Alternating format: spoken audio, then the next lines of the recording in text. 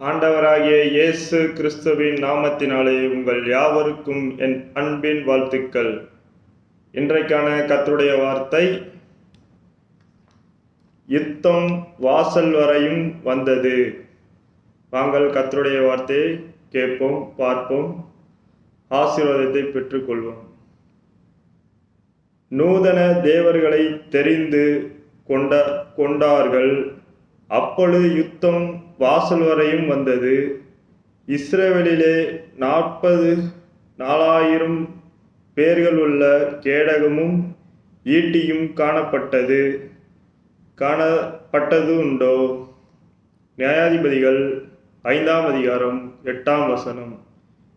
இன்றைய கர்த்தருடைய வார்த்தையின்படி நூதன தேவர்களை நாம் தெரிந்து கொண்டால் நமக்கு வரும் காரியங்கள் மிக பிரபலமாக இருக்கும். நாம் விசுவாசத்துடன் கர்த்தர் மேல் விசுவாசமாயிருப்போம். கர்த்தர் நம் காரியங்களை வாய்க்க செய்வார். கர்த்தர் நம்மளை வழி நடத்துவார், பாதுகாப்பார், தப்புவிப்பார். விசுவாசிங்கள். இன்றைக்கான கர்த்தருடைய வார்த்தையை கேட்ட பார்த்த உங்கள் யாவரையும் கர்த்தர் ஆசீர்வதித்து பெருகவே பெருக செய்வார். தேங்க்யூ. மறக்காமல் உங்களது சப்ஸ்கிரைப் செய்து பக்கத்தில் உள்ள பெல் பட்டனை கிளிக் செய்து வைத்துக் கொள்ளுங்கள். உடனுக்குடன் தேவனுடைய வார்த்தை உங்களுக்கு நோட்டிஃபிகேஷன் வரும்.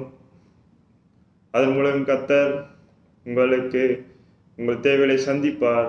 தேங்க்யூ. God bless you.